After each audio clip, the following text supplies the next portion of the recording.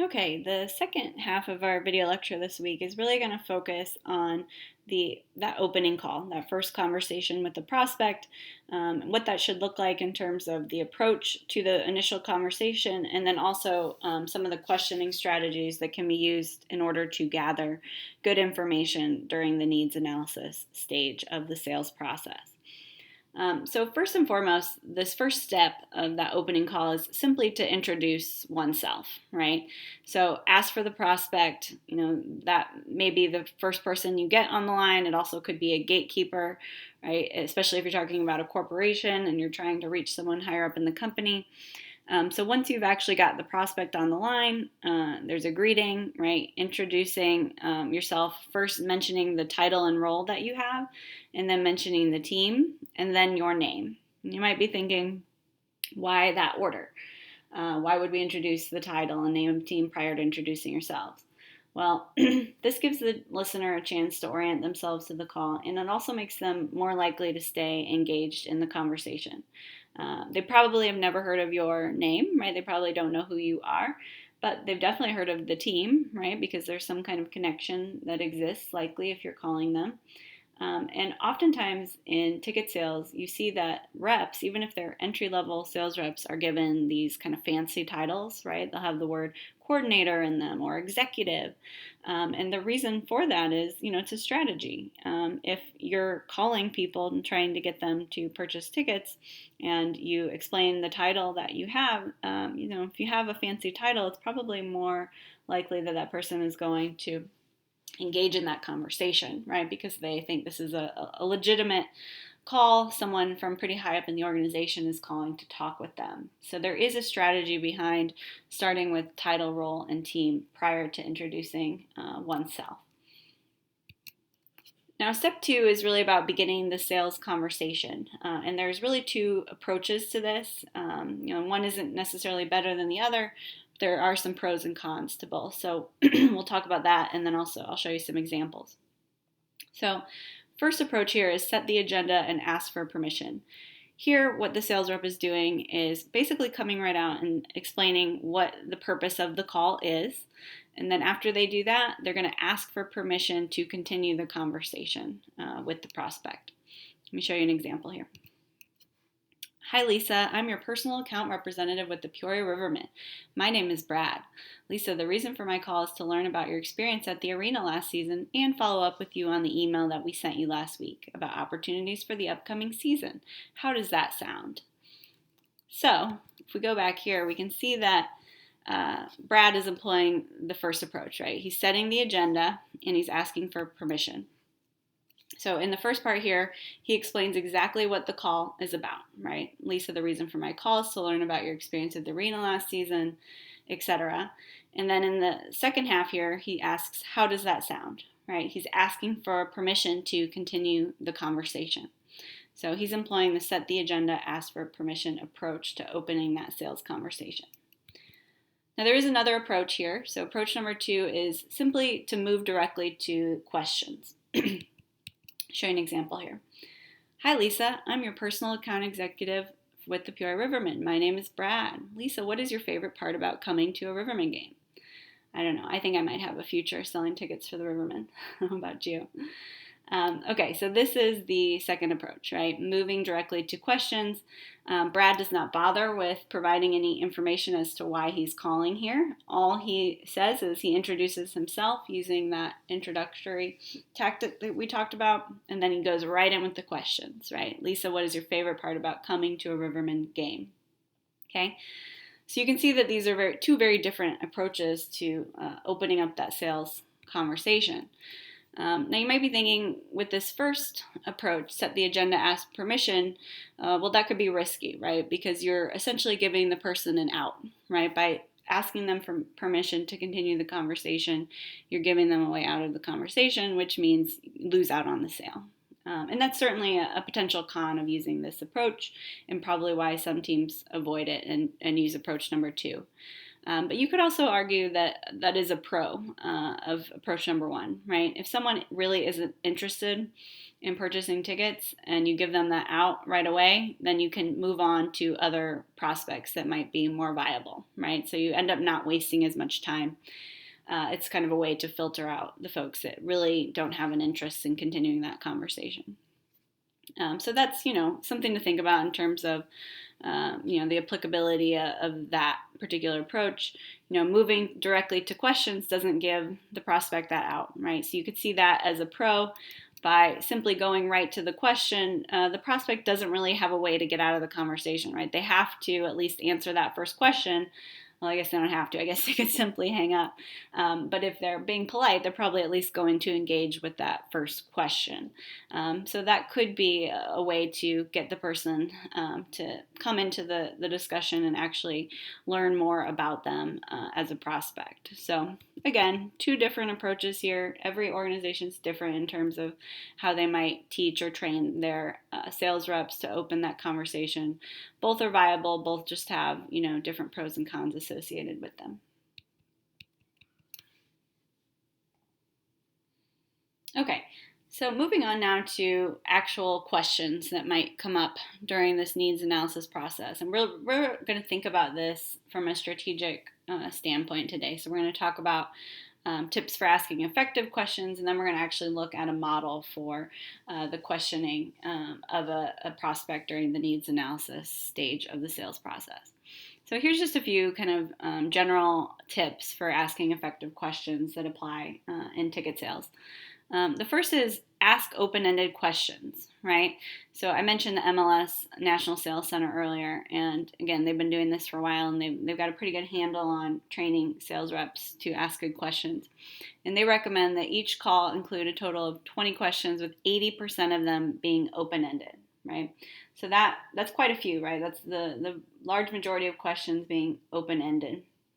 And the reason for that is obviously you get way more information from someone if you're asking them open-ended questions, right, as opposed to asking them closed-ended questions. Now keep in mind, some closed-ended questions are okay. There are some questions that you're going to have to ask that just happen to be closed-ended. So, are you the decision maker would be a closed-ended question that you probably have to ask a corporation if you're trying to determine whether or not you can make a sale.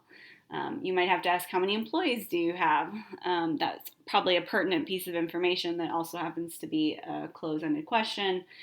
What sort of budget are you working with would be another one that's probably okay.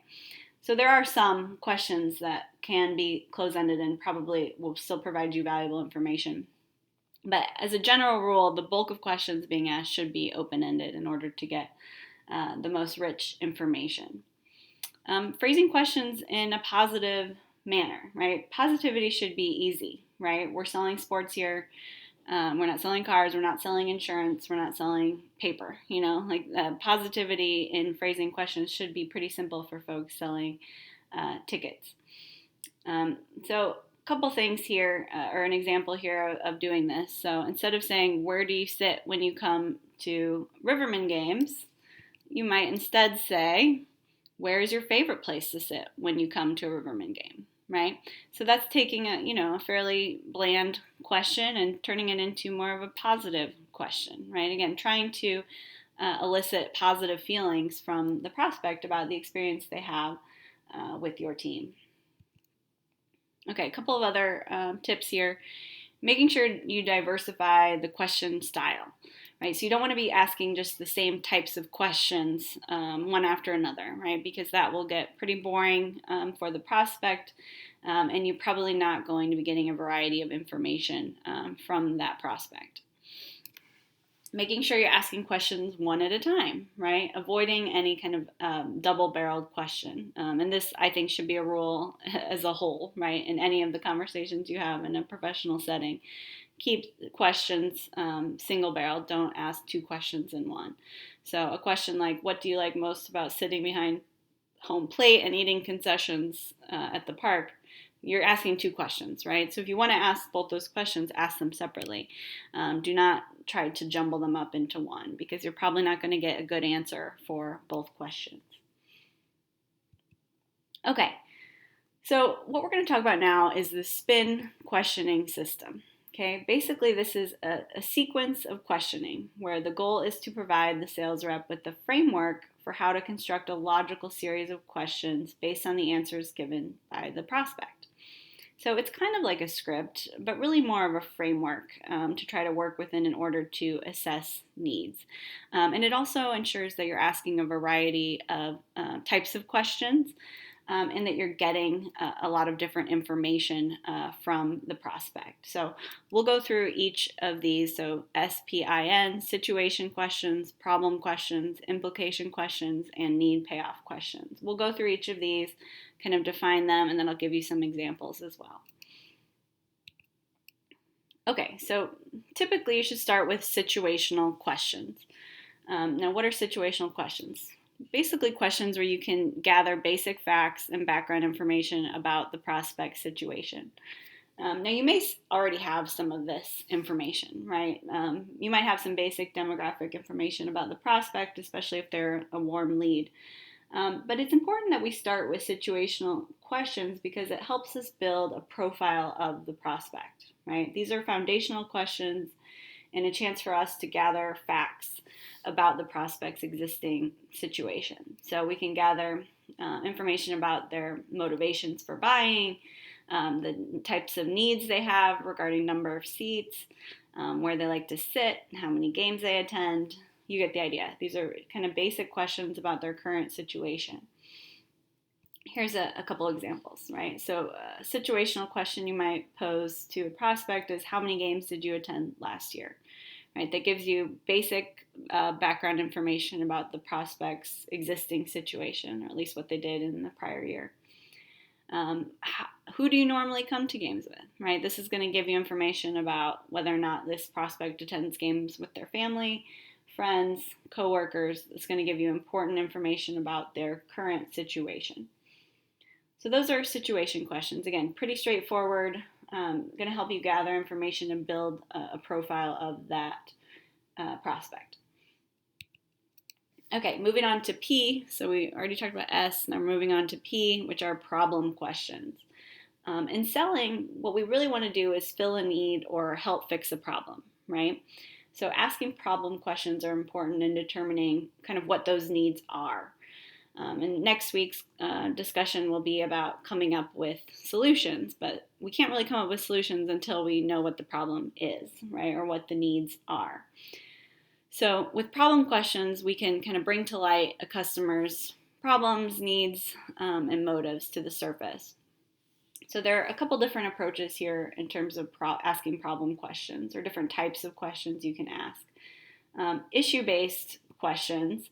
These are questions that get the prospect talking about gaps between their present state and an ideal state, right? So an issue-based question you might ask, a decision maker at a corporation you're trying to sell to.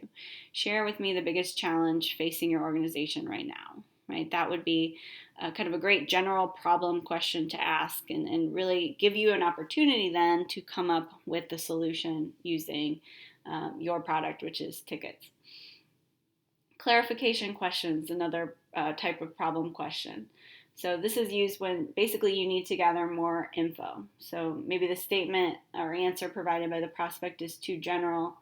They say, we like to have good seats to the game. Well, you might ask, what does that mean to you and your family to have good seats, right? That would be a great clarification question to get a little bit more information. And then finally, lock on is another type of problem question. So these get the customer to elaborate on a feeling or emotion that the seller believes is important to confirming needs. So all of these different types of problem questions can be used in order to try to get to the heart of the customer's needs or problems that they might have.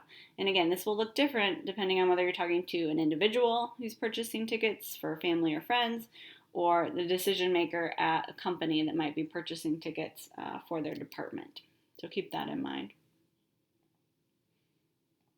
Okay, so as an extension of that P, the problem question, I think it's important to identify some common business problems or concerns. So if we're talking about the B2B sales, there are basically three different categories of problems that a company can have. That, again, if we look at it from a positive perspective, these are all opportunities for sport organizations to come in and fill needs or address problems. One category is financial, right? Maybe profits are down. The company is sort of wasting money each month on, unnecessary purchases. They can't get a hold on their operational expenses. These are all, financial problems that the company might have. Organizational. These are problems associated with the internal operations of the company, right? You get the idea here. It could be a problem with getting staff to be productive, engaging or motivating them. It could be an issue with just employees getting along with the company and enjoying their jobs, or simply just employer retention, right? Keeping people on staff could be a huge organizational problem for a company just because of how much it costs to replace employees. And again, you have to think about these problems as opportunities, right? As a sport organization, how do you solve this problem of employee retention for a company, right? Well, you try to propose a ticket package that's going to allow them to reward employees for hitting their goals or something along those lines. Finally, another common business problem or category is personal, right? So these deal specifically with the decision maker that you're talking to, and really trying to find out at their heart of it, what are some of the personal problems they have or issues that they're trying to fill. Maybe it's that they want to increase the respect that their employees have for them. Maybe they had a couple of rough months in terms of having to fire some employees, so they want to help better their reputation within the organization.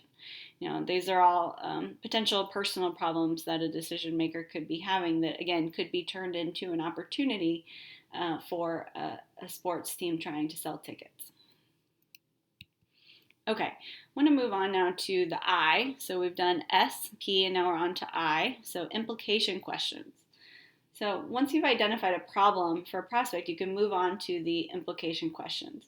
Basically, these force the prospect to think about the size and scope of their problem, and then hopefully will motivate them to find a solution, right? So examples here. How much is this problem impacting your bottom line? So once you've identified a problem, digging a little bit deeper and getting them to connect that problem with the implication, right? How is this actually impacting your bottom line? If they have a problem that they've identified, asking, have you lost customers because of this problem? Then finally, how much does it cost you to recruit a new employee? Again, you would use this one if you find out that retention seems to be a problem, right? How much does it cost you to recruit a new employee? Again, making the connection between the problem and trying to get them to see sort of the implication, right? So these are all ways that you can use implication questions during that third step. Okay, last step of this questioning strategy is need-payoff questions. So this is the final stage of the SPIN questioning system, and really it's the beginning of the next stage of the sales cycle, presenting solutions, which we're going to look at next week. You've created a customer profile, you've identified a key problem for that prospect, you've hopefully identified why this might be an important issue for them, and now you're ready to tie it all together by providing a way for them to fill a need or to fix a problem, right? So this is kind of where everything is coming together. And here's a great example of a need-payoff question that you might pose. So if I can show you a way to improve employee retention by at least 10%, would you make time to meet with me to discuss further? Right? So if the problem you've identified is this one related to employee retention, now you found a way to create a need payoff, right? I've created a solution for you. Will you be willing to make time for me to discuss this? Right? So you can see how this is all coming full circle, right? And we've done so by using this SPIN questioning system. Now keep in mind that this is just one model for questioning or developing a system for questioning. Every sport organization might have their own system for implementing this. This is just one tested system that has had success.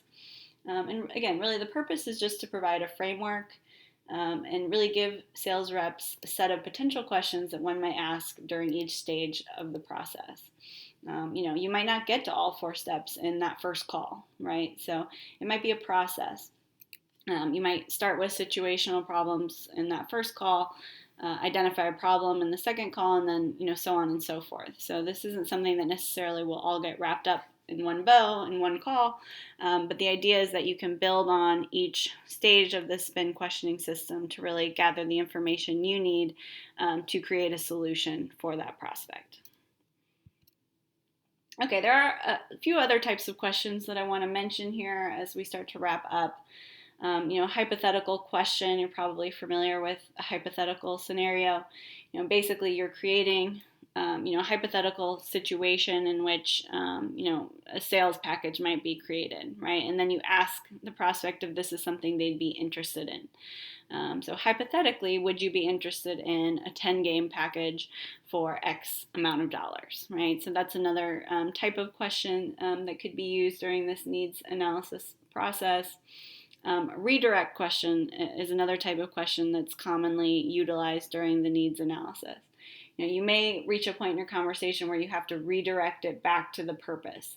And this is why it's important for the sales rep to have control over the conversation in terms of those strategic questioning, right? Because it can go off the rails pretty quickly, right? If a prospect wants it to, in terms of talking about, a game experience they had. They might start complaining about customer service they had. Your goal is to get them back on task. And hopefully using a strategy like the spin one can help do that.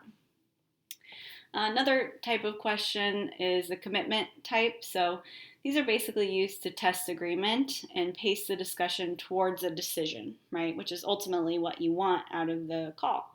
So asking questions like, how does that sound? Or will that work for you? These are ways of getting them to commit without asking for a credit card, right? You're getting them to commit to a meeting or a sale. It's important that you sort of test the waters along the way and get them to commit to some smaller things prior to that. Okay.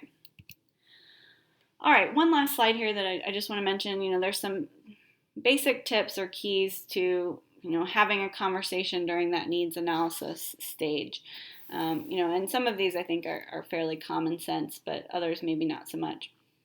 I think something that Anthony mentioned when we talked in our discussion last week was the importance of listening, right? And so that kind of goes in with the first bullet here, and that's not interrupting, right? So making sure that you're taking in all the information you can from the prospect. Again, it is a needs analysis process, so you're trying to gather as much info as you can. Probably not good to be interrupting the prospect at several different points, letting them talk and give you the information they want to provide. Having a great strategy like that spin system is awesome, but you also have to realize that, the conversation's probably not going to go exactly how you plan, right? Things are going to veer here and there.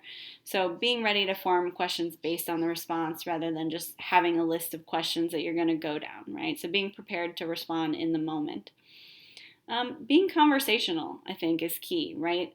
Not making it seem quite so buttoned up that you're only there to talk business, but also being willing to have a conversation. You're both humans, so trying to make those personal connections, I think, is key. And then focusing on quality questions. This is why it's so important that we spend, basically a whole unit on the questioning process and talking about open-ended questions versus closed-ended questions, and then identifying the different types of questions you can use. You don't know how much time you're going to have on the phone with this person, so making sure there are quality questions that you're asking is important, right? You don't want to waste the time that you do have. And then being prepared for questions. We talked about the importance of having tools handy prior to that first call. So making sure that you're ready to answer any questions they might have about the different options that you're offering, about the prices, about the different stipulations associated with the different plans, making sure that you're informed about that menu of options so that you can answer questions. And then finally, keeping an open mind. When I opened this video lecture, the first one, we pinpointed just how low the success rate is for a sale on that first call, right? So very few sales reps are making a sale on that first call.